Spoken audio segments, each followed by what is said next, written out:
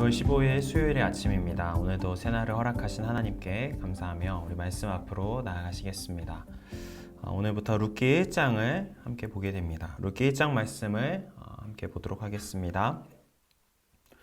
사사들이 치리하던 때에 그 땅에 흉년이 드니라. 유다 베들레헴의 한 사람이 그의 아내와 두 아들을 데리고 모압 지방에 가서 거류하였는데 그 사람의 이름은 엘리멜렉이요 그의 아내의 이름은 나오미요 그의 두 아들의 이름은 말륜과 기륜이니 유다 베들레헴 에브라 사람들이더라. 그들이 모압 지방에 들어가서 거기 살더니 나오미의 남편 엘리멜렉이 죽고 나오미와 그의 두 아들이 남았으며 그들은 모압 여자 중에서 그들의 아내를 맞이하였는데 하나의 이름은 오르바요 하나의 이름은 룻이더라. 그들이 거기에 거주한 지 10년쯤에 말론과 기륜 두 사람이 다 죽고 그 여인은 두 아들과 남편의 뒤에 남았더라. 그 여인이 모압 지방에서 여호와께서 자기 백성을 돌보시사 그들에게 양식을 주셨다함을 듣고 이에 두 며느리와 함께 일어나 모압 지방에서 돌아오려 하여 있던 곳에서 나오고 두 며느리도 그와 함께 하여 유다 땅으로 돌아오려고 길을 가다가 나오미가 두 며느리에게 이르되 너희는 각기 너희 어머니의 집으로 돌아가라. 너희가 죽은 자들과 나를 선대한 것 같이 여호와께서 너희를 선대하기를 원하며 여호와께서 너희에게 허락하사 각기 남편의 집에서 위로를 받게 하시기를 원하노라 하고 그들에게 입맞춤에 그들이 소리를 높여 울며 나오미에게 이르되 아니니이다. 우리는 어머니와 함께 어머니의 백성에게로 돌아가겠나이다 하는지라. 나오미가 이르되 내 딸들아 돌아가라. 너희가 어찌 나와 함께 가려느냐. 내 태중에 너희의 남편 될 아들들이 아직 있느냐. 내 딸들아 되돌아가라. 나는 늙었으니 남편을 두지 못할지라. 가령 내가 소망이 있다고 말한다든지 오늘 밤에 남편을 두어 아들들을 낳는다 하더라도 너희가 어찌 그들이 자라기를 기다리겠으며 어찌 남편 없이 지내겠다고 결심하겠느냐.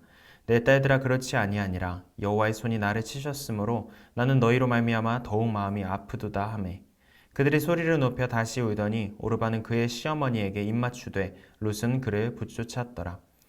나오미가 또 이르되 보라 내 동서는 그의 백성과 그의 신들에게로 돌아가나니 너도 너의 동서를 따라 돌아가라 하니 룻이 이르되 내게 어머니를 떠나며 어머니를 따르지 말고 돌아가라. 강권하지 마옵소서. 어머니께서 가시는 곳에 나도 가고 어머니께서 머무시는 곳에서 나도 머물겠나이다. 어머니의 백성이 나의 백성이 되고 어머니 하나님이 나의 하나님이 되시리니 어머니께서 죽으시는 곳에서 나도 죽어 거기 묻힐 것이라. 만일 내가 죽는 일 외에 어머니를 떠나면 여호와께서 내게 벌을 내리시고 더 내리시기를 원하나이다 하는지라. 나오미가 룻이 자기와 함께 가기로 굳게 결심함을 보고 그에게 말하기를 그치니라. 이에 두 사람이 베들레헴까지 갔더라. 베들레헴에 이를 때에 온 성읍이 그들로 말미암아 떠들며 이르기를 이가 나오미냐 하는지라. 나오미가 그들에게 이르되 나를 나오미라 부르지 말고 나를 마라라 부르라. 이는 전능자가 나를 심히 괴롭게 하셨음이니라. 내가 풍족하게 나갔더니 여호와께서 내게 비어 돌아오게 하셨느니라. 여호와께서 나를 징벌하셨고 전능자가 나를 괴롭게 하셨거늘 너희가 어찌 나를 나오미라 부르느냐 하니라. 나오미가 모압 지방에서 그의 며느리 모압 여인 룻과 함께 돌아왔는데 그들이 보리 추수 시작할 때에 베들레헴에 이르렀더라. 아멘. 오늘 묵상 제목은 빈손이 아니다입니다. 요절 말씀은 20절입니다. 나오미가 그들에게 이르되 나를 나오미라 부르지 말고 나를 마라라 부르라. 이는 전능자가 나를 심히 괴롭게 하셨음이니라. 오늘부터 4일간은 룻기를 묵상하게 됩니다. 룻기 1장을 보면 배경이 사사들이 치리하던 때라고 나오는데요. 룻기의 이야기가 펼쳐지는 시대는 여전히 사사기에서 본 대로 왕이 없으므로 사람들이 각자 저마다 소견에 오른 대로 행하던 시대입니다. 그런 시대 속에서 베들레헴에 살고 있던 한 가족의 이야기로 룻기는 시작이 됩니다. 나의 하나님은 왕이시다라는 의미를 가진 이름의 엘리멜렉과 나의 기쁨이라는 의미를 가진 이름의 나오미 그리고 두 아들이 나옵니다. 1절을 보면 이 가족은 흉년이 든 베들레헴 땅을 떠나서 모압 지방으로 이주를 하게 됩니다. 흉년이 들어서 조금 더 먹고 살기 좋은 타지로 향했다라는 것은 지금의 관점에서 볼 때는 지극히 이성적인 이야기로 받아들여집니다. 그러나 성경의 세계관 속에서요, 흉년은 단순한 자연현상이라기보다는 하나님의 심판으로서 이스라엘의 죄와 연결을 지을 때가 많습니다. 그러니 하나님의 백성이라면 흉년에 피하고 외면할 것을 선택할 것이 아니라 자기 자신을 돌아보고 주위의 이웃을 살펴야 하는 것이죠. 그러나 이들은 아무래도 그런 것에는 큰 관심이 없었던 것으로 보입니다. 어느 곳으로 가면 풍족하게 살 수 있다 하더라라는 정보도 어느 정도 가지고 있었고 또 그 이방 땅에서 두 아들을 결혼시킬 수 있었던 것으로 보아서 어느 정도 재력도 가지고 있었던 것 같습니다. 하나님의 뜻과 마음을 살피기보다는 삶의 안정과 부요를 따라서 움직인 이들은 전형적인 자기 소견에 오른 대로 행하는 모습을 보여주고 있습니다. 나의 하나님이 왕이시다라는 이름을 가지고 있는 자의 결정이라는 점에서 어떤 신앙적인 모순을 보여주고 있다는 것도 여전히 사사기에서의 그 전형적인 모습들과 판박이라고 볼 수 있죠. 그러나 그들의 정보력과 재력으로도 이 큰 불행은 막을 수 없었던 것 같습니다. 나오미의 남편 엘리멜렉과 두 아들 말론과 기런이 연달아 죽음을 당하게 됩니다. 이제 나오미와 이방 여인들이 두 며느리만 또 남게 되었습니다. 어느 정도 시간이 흘렀을까 자기의 소견대로 떠나왔던 고향 땅이 다시 풍년이 들었다라는 소식을 듣게 됩니다. 이제 나오미는 그 땅으로 다시 향하게 되죠. 그리고 돌아온 고향 땅에서 나오미는 사람들에게 이렇게 말합니다. 나오미가 그들에게 이르되 나를 나오미라 부르지 말고 나를 마라라 부르라. 이는 전능자가 나를 심히 괴롭게 하셨음이라. 더 이상 나를 기쁨이라는 뜻의 나오미라 부르지 말라라는 것입니다. 도리어 쓰다라는 의미의 마라라고 부르라고 말합니다. 그리고 또 이렇게 21절에서 말하죠. 내가 풍족하게 나갔더니 여호와께서 내게 비어 돌아오게 하셨느니라. 나오미의 괴로운 심정이 드러나는 말들이라고 볼 수 있겠습니다.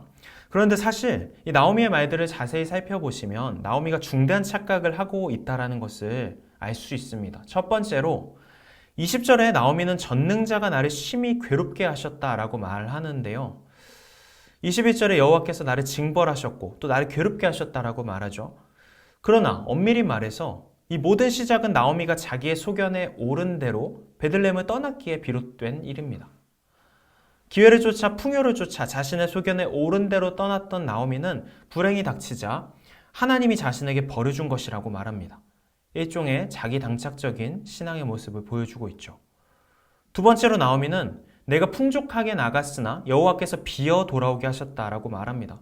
어찌 보면 이 말은 맞는 말로 들리죠. 그의 전부와 같았던 남편과 두 아들이 사라졌으니 더 이상 자신의 손에 남아있는 것이 아무것도 없다고 느낄만 합니다. 그러나 이 역시도 사실이 아닙니다. 그의 옆에는 룻이 있죠. 비록 자신은 자신의 소견에 옳은 대로 풍요와 기회를 쫓아 경계를 넘어 이방 땅으로 향했지만 이방 여인 며느리 룻은 도리어 신앙을 붙들기 때문에 경계를 넘어 이방 땅으로 향하기를 결심합니다.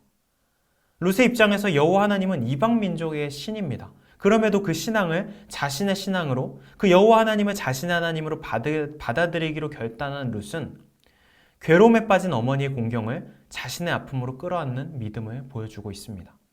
이와 구별되는 모습을, 어머니와 구별되는 모습을 보여주는 거죠.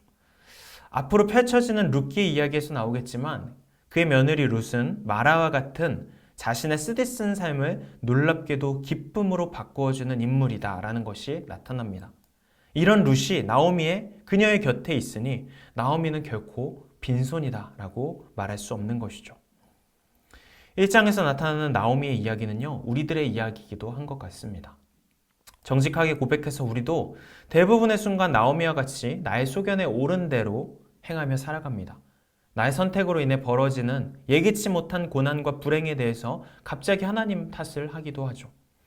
그렇게 우리는 고난으로 인해 잔뜩 좁아진 눈과 마음으로 세상과 하나님을 향한 원망에 잠식되어 있을 수 있습니다. 그러나 여러분, 복음이 있습니다. 그런 상황 속에서도 하나님이 우리를 빈손으로 남겨두지 않는다는 것입니다. 아니, 단순히 빈손으로 남겨두시지 않는 정도가 아니라요, 우리의 쓰디쓴 마라와 같은 인생을 다시 기쁨으로 변화시켜줄 동역자들과 은혜를 허락하십니다. 다만 불평과 원망으로 인해 좁아진 우리의 시야가 그 은혜를 발견하지 못하고 있을 뿐입니다. 오늘 하루를 살아가실 때 우리를 결코 빈손으로 남겨두지 않으시는 그 하나님의 은혜를 기억하시면서 그 은혜가 나의 삶을 또 반전시켜 갈 것을 기대하시면서 살아가시는 우리 염산의 모든 성도님들 되시기를 주님의 이름으로 축복합니다. 함께 기도하시겠습니다. 주님, 때로 좁아진 우리의 눈과 마음이 이미 하나님이 우리 삶에 허락해 두신 은혜를 발견하지 못할 때가 많은 것 같습니다.